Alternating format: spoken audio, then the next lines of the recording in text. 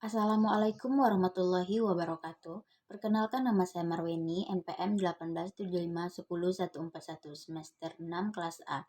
Saya mahasiswi kriminologi dari Universitas Islam Riau.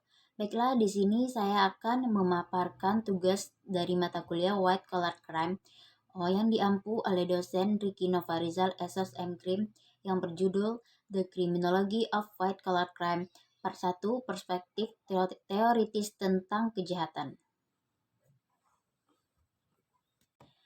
70 tahun setelah Edwin Sutherland memperkenalkan istilah kejahatan kerah putih dalam pidato kepresidenannya kepada American Sociological Association, kriminolog dan sosiolog telah gagal untuk mengembangkan pemahamannya yang komprehensif tentang kejahatan, perilaku kriminal, dan peradilan pidana.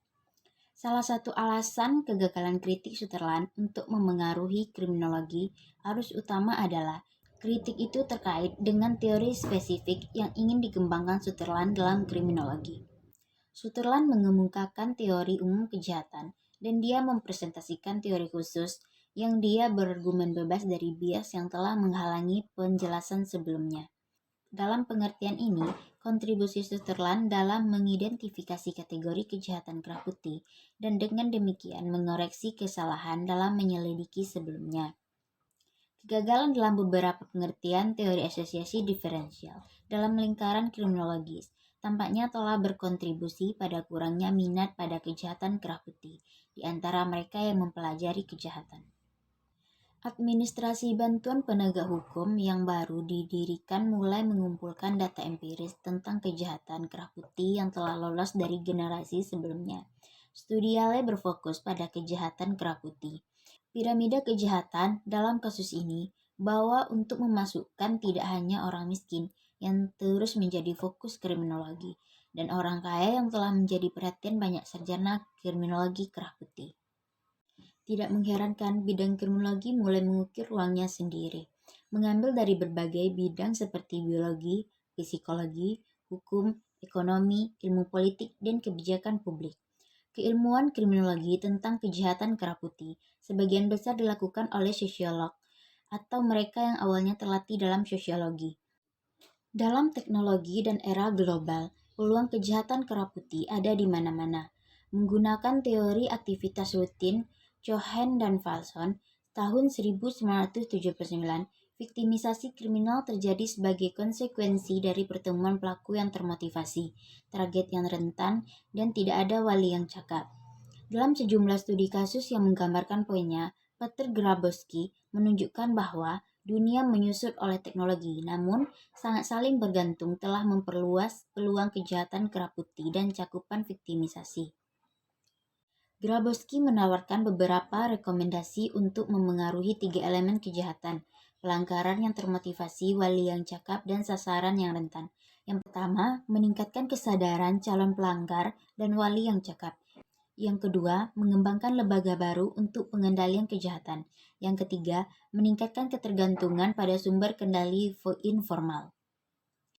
Teori pola kejahatan menyatakan bahwa kejahatan bergantung pada simpul dan jalur yang biasanya digunakan oleh pelaku. Pelanggaran kerah putih lebih mungkin terjadi di sepanjang jalur yang paling sering digunakan dan oleh lebih banyak individu. Jaringan organisasi dengan sejumlah peserta yang besar misalnya akan memiliki lebih banyak kejahatan kerah putih daripada mereka yang memiliki lebih sedikit pengguna. Teori aktivitas rutin dan teori pola kejahatan menjelaskan bagaimana penjahat mendapatkan akses ke peluangan ilegal. Teori pencegahan kejahatan situasional memberitahu kita mengapa beberapa peluang kriminal lebih menarik daripada yang lain, biaya dan manfaat. Dengan demikian, upaya pencegahan harus menggunakan peluang kejahatan dan upaya pengendalian. Perlu meningkatkan biaya kejahatan relatif terhadap manfaatnya. Sutherland mengamati bahwa pelanggar kerah putih tidak dikenakan hukuman dan sanksi yang keras, sebagian karena tindakan mereka diputuskan oleh lembaga administratif dan bukan oleh agen peradilan pidana. Perdebatan berlanjut mengenai tujuan regulasi yang tepat, hukuman atau persuasi, dan apakah rezim regulasi itu efektif. Taylor menyelami perdebatan ini ketika dia membandingkan kegunaan dua strategi pengaturan. perintah dan kontrol persus, model peraturan mandiri. Secara khusus, Taylor bertanya apakah aturan dan otoritas organisasi dianggap sah dan apakah atau sejauh mana aturan organisasi sesuai dengan nilai moral karyawan individu. Menggunakan literatur empiris sebagai panduan, ia menyimpulkan bahwa strategi paling sukses untuk pencegahan dan pengendalian kejahatan keraputi akan memotivasi karyawan untuk bertindak atas perasaan tanggung jawab pribadi mereka sendiri dan ikatan dengan organisasi loyalitas bersama dengan rasa moralitas mereka sendiri. Baiklah, itulah paparan materi dari saya. Terima kasih bagi yang sudah menonton video ini. Semoga bermanfaat. Dan saya akhiri dengan wassalamualaikum warahmatullahi wabarakatuh.